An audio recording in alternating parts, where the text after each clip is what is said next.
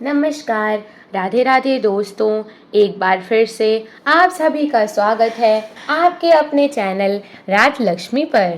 तो आज के इस वीडियो में हम जानेंगे कि भगवान शिव ने बताया पिता के घर में रहने वाली कन्या कौन सा पाप करती है। एक दिन की बात है जब देवी पार्वती पृथ्वी लोक पर भ्रमण करके भगवान शिव के पास आती हैं और कहती हैं, हे परम परमेश्वर, देवों के देव, प्राणनाथ, आज जब मैं मृत्यु लोक पर भ्रमण कर रही थी तब मैंने देखा कि कुछ कन्याएं अपने पिता के घर में कई अधिक समय से रह रही हैं, जबकि पिछले युगों में कन्याओं का विवाह कम आयु में होता था और वे तभी से अपने पति के घर रहने को जाती थीं। तब मैंने एक विचित्र घटना भी देख ली कि कई सारी कन्याएं विवाह के बाद भी पिता के घर में लंबे समय तक या बार बार रहने को जाती हैं। हे प्राणनाथ, मैं जानना चाहती हूँ कि क्या एक पिता के घर में कुंवारी कन्या का अधिक समय तक रहना सही होता है या नहीं? कौन सी आयु में कन्या का विवाह करना योग्य होता है और विवाह के बाद पिता के घर में रहने से कौन सा पाप लगता है? हे स्वामी, आप ही जगत के सत्य हैं और सत्य ही शिव है। शिव ही आदि और अनंत है। कृपा करें और मेरी जिज्ञासा को शांत करें। तब भगवान शिव मुस्कुराते हुए बोले, हे देवी पार्वती, आज आपने जो प्रश्न किए हैं वे समस्त मानव जाति के कल्याण हेतु अत्यंत महत्वपूर्ण हैं। आज मैं आपको इन सारे प्रश्नों के उत्तर इस एक सच्ची घटना के माध्यम से देता हूँ। यह कथा मेरे प्रभु श्री कृष्ण के काल द्वापर युग की है। आप इस कथा को ध्यान से सुने। जो भी प्राणी इस कथा का श्रवण या प्रसार करता है उनके मैं 100 अपराध माफ करता हूँ और मृत्यु के बाद वह प्राणी अनंत काल तक मेरे साथ कैलाश में वास करता है। तब देवी पार्वती कहती हैं, हे स्वामी, मैं इस कथा को ध्यान से पूरा अवश्य सुनूंगी और इस कथा का प्रसार भी करूंगी। कृपा करें और इस कथा को कहें। तब भगवान शिव कहते हैं, हे देवी पार्वती, यह 28वें द्वापर युग की घटना है। यदुकाल श्रेष्ठ वीरवर उग्रसेन के यहाँ जो घटना घटित होने वाली है उसी का मैं भूतकाल के रूप में वर्णन करूंगा। माथुर प्रदेश में मथुरा नाम की नगरी है। वहाँ उग्रसेन नाम वाले यदुवंशी राजा राज करते थे। वे शत्रु विजय संपूर्ण धर्मों के तत्व ज्ञान प्रजा के रक्षण करने वाले और अति गुणवान राजा थे। मेधावी नामक राजा उग्रसेन धर्म पूर्वक राज्य का संचालन और प्रजा का पालन करते थे। उन्हीं दिनों परम पवित्र विदर्भ देश के सत्यकेतु नाम से प्रसिद्ध एक महापराक्रमी राजा थे।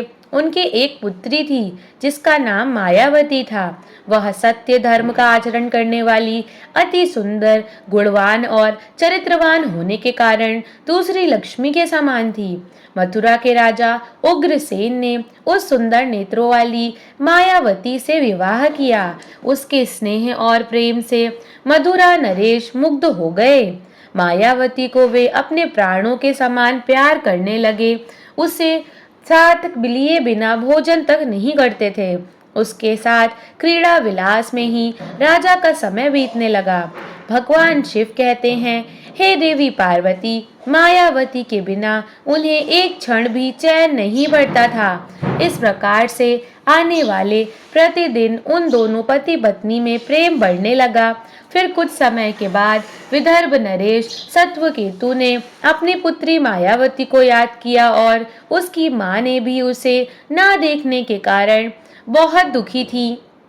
फिर एक दिन उन्होंने अपनी बेटी के हालचाल जानने हेतु मथुरा नरेश उग्रसेन के पास अपने दूत भेजे।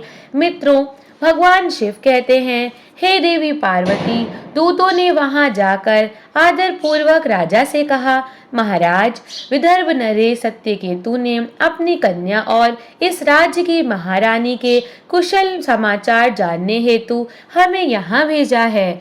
आपको हमारा सादर प्रणाम। अगर उनका प्रेम और स्नेह पूर्ण अनुरोध आपको स्वीकार हो तो राजकुमारी मायावती जी को उनके यहाँ भेजने की व्यवस्था कीजिए।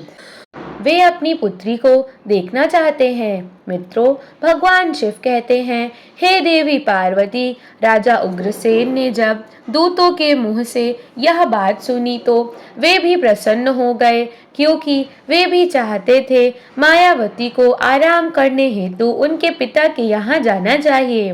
तब उन्होंने स्नेह और उदारता के कारण अपने पत्नी मायावती को विदर्भ राजा के यहाँ भेज दिया। पति के भेजने पर मायावती बड़ी खुशी के साथ अपने मायके आ गई।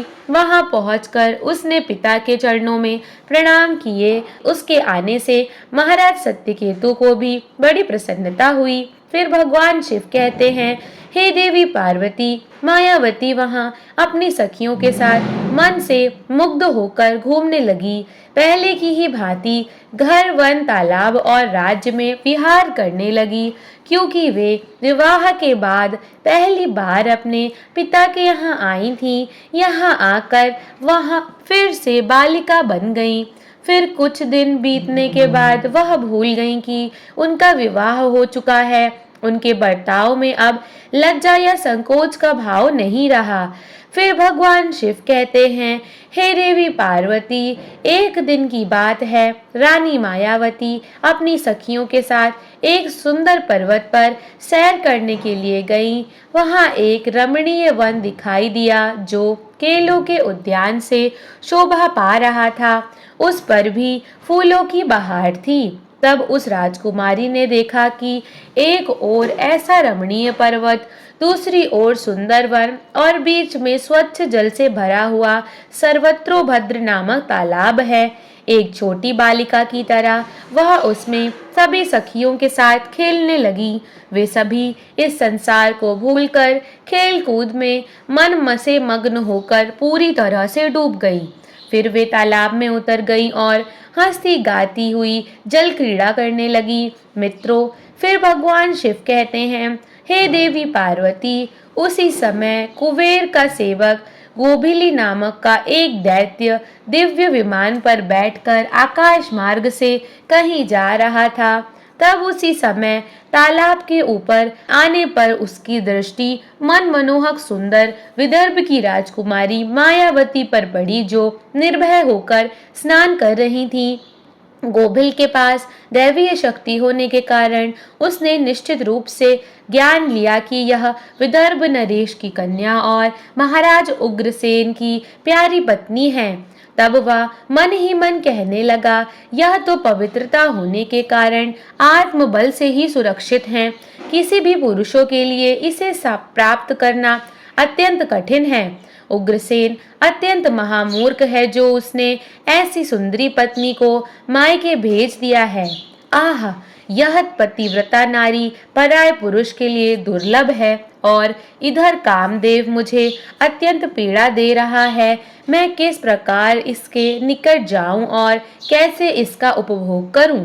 मित्रों, भगवान शिव कहते हैं, हे देवी पार्वती, उसकी सुंदरता पर मोहित दानव गहरी सोच में पड़ गया और फिर उसने अपने लिए एक उपाय निकाल लिया और गोभिल के महाराज उग्रसेन का मायामय रूप धारण कर लिया और वही अंग, वही उपांग, वैसे ही वस्त्र, उसी तरह का भेष और वही अवस्था, पूर्ण रूप से उग्रसेन सा होकर वह पर्वत के शिखर पर उतरा और एक अशोक वृक्ष की छाया में शिला के ऊपर बैठकर उसने मधुर स्वर से संगीत सुरों को छेड़ दिया।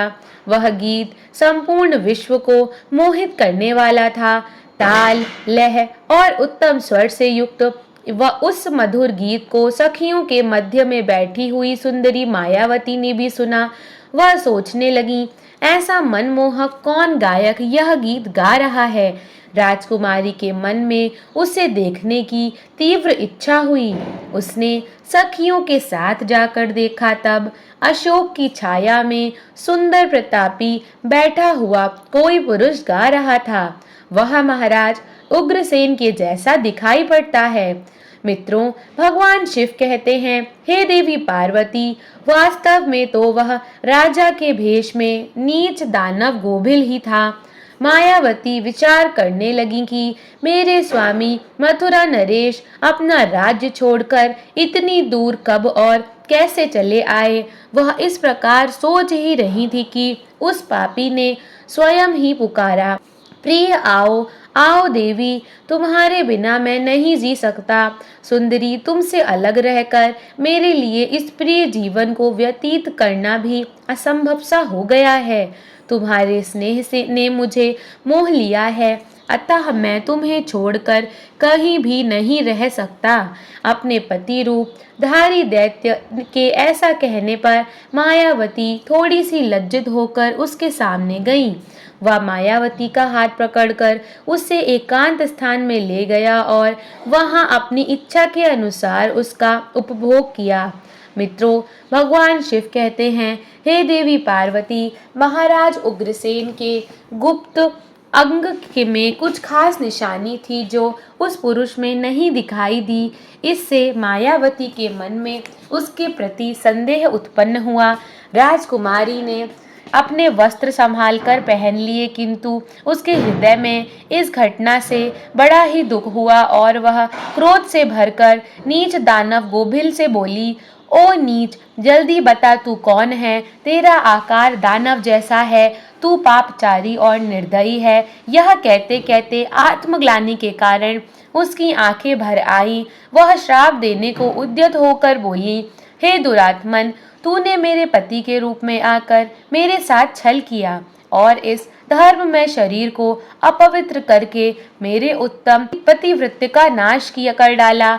अब यही तू मेरा भी प्रभाव देख ले, मैं तुझे अत्यंत कठोर श्राप दूंगी। उसकी बात सुनकर गोभिल ने कहा, हे पतिव्रता नारी, भगवान श्री विष्णु तथा उत्तम ब्राह्मण के भय से तो समस्त राक्षस और दानव दूर भागते हैं। मैं तो दानव धर्म के अनुसार ही इस पृथ्वी पर विचार कर रहा हूँ। पहले मेरे दोष का विचार करो कि किस अपराध का तुम मुझे श्राप देना चाहती हो। तब मायावती बोली, हे पापी, मैं साध्वी और पतिव्रता हूँ। मेरे मन में केवल अपने पति की कामना रहती है। मैं सदा उन्हीं के लिए तपस्या किया करती हूँ। मैं अपने धर्म मार्ग पर स्थित थी, किंतु तूने माया रचकर मेरे धर्म के साथ ही मुझे भी नष्ट कर दिया। इसीलिए हे दुष्ट नीच, तुझे भी मैं भस्म कर डालूंगी। तब गोभिल बोला, हे राजकुमारी, यदि तुम उचित समझो तो इस बात को ध्यान से सुनो। मैं धर्म की ही बात कर रहा हूँ। जो स्त्री प्रतिदिन मन, वाणी और काम से अपने पति की सेवा करती है, पति के संतुष्ट रहने पर स्वयं भी संतोष का अनुभव करती है, पति क्रोधी होने पर भी उसे कभी नहीं छोड़ती, उसके दोषों और गुनाहों की ओर ध्यान नहीं देती, उसके मारने पर भी प्रसन्न होती है और पति के सभी कामों में आगे रहती है, वही नारी प्रतिव्रता कही गई है। यदि स्त्री इस लोक में अपना कल्याण चाहती है तो उसे पतित, रोगी, अंगहीन, कोढ़ी, सब धर्मों से रहित तथा पापी पति का भी परित्याग ना करे। जो पति को छोड़कर जाती है और दूसरे कामों में मन लगाती है, वह संसार में सब धर्मों से बहिष्कृत व्याभिचारिणी समझी जाती है। जो पति के अनुपस्थिति में लालच में तरह तरह के व्यंजन का स्वाद लेती हो तथा श्रृंगार करती हो, उसे मनुष्य कुलटा कहते हैं। मित्रों, भगवान शिव कहते हैं, हे देवी पार्वती, गोभिल आगे कहता है, मुझे वेद और शास्त्रों द्वारा और मेरे गुरु के द्वारा प्राप्त धर्म का ज्ञान है। गृहस्थ धर्म का परित्याग करके पति की सेवा छोड़कर यहाँ किस लिए आई हो? तुम इतना होने के बावजूद भी अपने ही मुंह से कहती हो कि मैं पतिव्रता हूँ। कर्म से तो तुम्हें पतिव्रत्य का छोटा सा अंश भी नहीं दिखता है। तुम डर भय छोड़कर पर्वत और वन में मतवाली होकर घूमती फिरती हो। इसलिए पापिनी हो। मैंने यह महान दंड देखकर तुम्हें सीधी राह पर लगाया है। अब कभी तुमसे ऐसी धृष्टता नहीं हो सकती। बताओ तो पति को छोड़कर किस लिए यहाँ आई हो? श्रृंगार या आभूषण तथा यह सुंदर वेशभूषा धारण करके क्यों खड़ी हो? हे पापिनी, बोलो ना, किस लिए और किसके लिए यह सब किया है? कहाँ है तुम्हारा पातिव्रत्य? दिखाओ तो मेरे सामने व्याभिचारिणी स्त्री के समान बर्ताव करने वाली नारी। तुम इस समय अपने पति से 400 कोस दूर हो। कहाँ है तुम में पति को देवता मानने का भाव? दुष्टा कहीं की, तुम्हें लज्जा नहीं आती? तुम्हें तो क्या, मुझे ही अपने बर्ताव पर घृणा होती है। तुम क्या मेरे सामने बोलती हो? कहाँ है तुम्हारी तपस्या का प्रभाव? कहाँ है तुम्हारा तेज और बल? आज ही मुझे अपना बल, वीर्य और पराक्रम दिखाओ। तब मायावती बोली, हे नीच असुर, सुन, पिता के स्नेहवश मुझे पति के घर से बुलाया है। इसमें कहाँ पाप है? मेरा काम, लोभ, मोह तथा डर के वश पति को छोड़कर नहीं आई हूँ। मैं यहाँ भी पति का चिंतन करती ही रहती हूँ। तुमने भी छल से मेरे पति का रूप धारण करके ही मुझे धोखा दिया है। तब गोबिल ने कहा, मायावती, मेरी युक्ति युक्त बात सुनो। अंधे मनुष्य को कुछ भी दिखाई नहीं देता। तुम धर्म रूपी नेत्र से हीन हो। मुझे यहाँ पहचान पाती। तुम्हें ज्ञात था कि तुम्हारे पति इतने दूर कभी नहीं आ सकते थे, फिर भी तुमने मेरे साथ संबंध बनाए। जिस समय तुम्हारे मन में पिता के घर आने का भाव उदय हुआ, उसी समय तुम पति की भावना छोड़कर उनसे ध्यान से मुक्त हो गई थी। पत्नी का निरंतर चिंतन ही नारियों के धर्म है।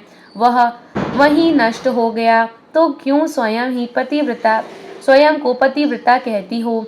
मित्रों, भगवान शिव कहते हैं, हे देवी पार्वती, गोबिल कहता है, जब तुम्हारे हृदय की आंख ही फूट गई तब ज्ञान नेत्र से हीन होने पर तुम मुझे कैसे पहचानती? गोबिल की बात सुनकर राजकुमारी मायावती जमीन पर बैठ गई और उसके हृदय में बड़ा दुख हो रहा था। गोबिल ने फिर कहा, हे राजकुमारी, मैं तुम्हारे उदर में जो अपने वीर की स्थापना की है, उससे तीनों लोकों को त्रास पहुँचने वाला पुत्र उत्पन्न होगा। फिर भगवान शिव कहते हैं, हे देवी पार्वती, ऐसा कहकर वह दानव वहां से चला गया। गोबिल एक ज्ञानी दानव तो था, किंतु वह बड़ा ही दुराचारी और पापात्मना था। उसके चले जाने पर मायावती अत्यंत दुखी होकर रोने लगी, जिससे रोने की आवाज़ सुनकर उनकी सखियां उनके पास दौड़कर आईं और पूछने लगीं, राजकुमारी, आप रोती क्यों हैं? मथुरा नरेश उग्रसेन वहां चले गए। मायावती ने अत्यंत दुख से रोते रोते अपने चले जाने की सारी बात बता दी। फिर सभी सखियां उसे पिता के घर में ले गईं। उस समय वह शोक से कतराई हुई थर-थर काँप रही थी। स्त्रियों ने मायावती की माता के सामने सारी घटना सुना दी। उसे सुनते ही महारानी अपने पति के महल में गईं और उसने कन्या का सारा वृतांत उन्हें कह सुनाया। यह सुनकर महाराज सत्यकेतु को भी बड़ा दुख हुआ। उन्होंने सवारी और वस्त्र आदि देकर कुछ लोगों के साथ पुत्री को वापस मथुरा के में उसके पति के घर भेज दिया। धर्मात्मना राजा उग्रसेन मायावती को आई देख बहुत प्रसन्न हुए। वे राजकुमारी से बार बार कहने लगे, हे प्रिय, मैं तुम्हारे बिना जीवन व्यतीत नहीं कर सकता। अच्छा हुआ तुम शीघ्र ही लौट आई। हे मायावती, तुम अपने गुणशील, भक्ति, सत्य और पतिव्रत आदि सद्गुणों से मुझे अत्यंत प्रिय लगती हो। अपनी प्रिय पत्नी मायावती से ऐसा कहकर महाराज उग्रसेन उसके साथ विहार करने लगे। तब लोगों को भय पहुंचाने वाला उसका भयंकर गर्व दिन दिन बढ़ने लगा, किंतु उस गर्व का कारण केवल मायावती ही जानती थी। उसने उदर में बढ़ते हुए उस गर्व के विषय में मायावती को दिन रात चिंता बनी रहती थी। 10 वर्ष तक वह गर्भ बढ़ता ही गया। तत्पश्चात उसका जन्म हुआ। मित्रों, फिर भगवान शिव कहते हैं, हे देवी पार्वती, वह वही अति तेजस्वी, महाबली, दुराचारी, प्रजा को कष्ट देने वाला कंस था, जिसके भय से तीनों लोकों के निवासी थर्रा उठे थे।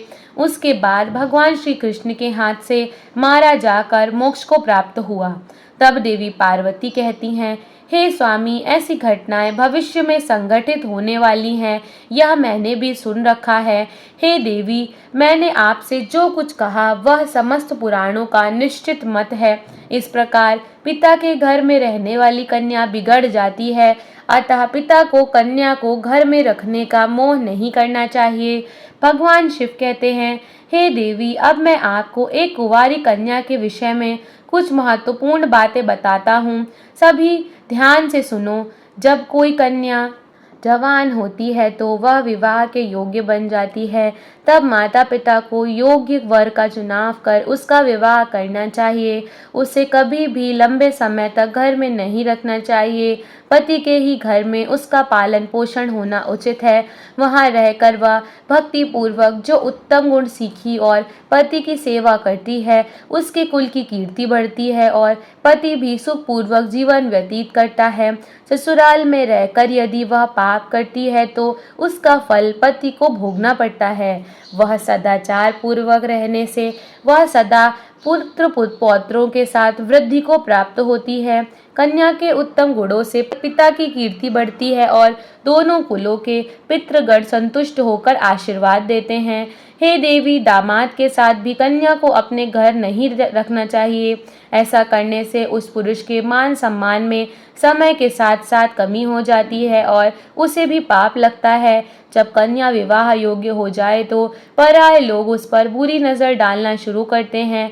ऐसे में कहीं वह भी किसी पराये पुरुष के साथ प्रेम संबंध बनाए उसके पहले ही विवाह करना होता है।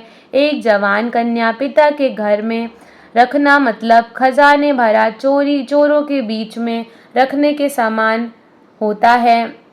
तब उस स्त्री का गहना और पिता का सम्मान उस कन्या की इज्जत होती है, जिसे हमेशा संभाल कर रखना चाहिए। किसी भी स्त्री को कभी भी पति से दूर नहीं रहना चाहिए। ज़्यादा समय तक मायके में रहना भी पाप के समान है। एक पतिव्रता नारी का स्थान सदैव उसके पति का चरणों में होना चाहिए तथा पति के लिए पत्नी का स्थान हृदय में होना चाहिए। मित्रों, भगवान शिव कहते हैं, हे देवी पार्वती, अब मैंने आपके सारे प्रश्नों के उत्तर दिए हैं। तब माँ पार्वती कहती हैं, हे प्रभु, आज मैं धन्य हो गई हूँ जो मेरे मन में चल रहे सारे प्रश्न को दूर कर दिया है। मैं आशा करती हूँ कि यह कथा आपको पसंद आई होगी। जानकारी जन रुचि को ध्यान में रखकर दी जा रही है। ज्योतिष और धर्म के उपाय और सलाहों को अपनी आस्था और विश्वास पर आजमाएं। वीडियो का उद्देश्य मात्र आपको बेहतर सलाह देना है। इस संदर्भ में हम किसी प्रकार का कोई दावा नहीं करते हैं। दोस्तों, आज की वीडियो आपको कैसी लगी हमें कमेंट करके ज़रूर बताएं। अगर हमारी वीडियो अच्छी लगी हो तो कमेंट बॉक्स में जय माँ लक्ष्मी लिखना ना भूलें। माता लक्ष्मी की कृपा आप सभी पर बनी रहे। वीडियो को अंत तक देखने के लिए आप सभी का बहुत बहुत धन्यवाद।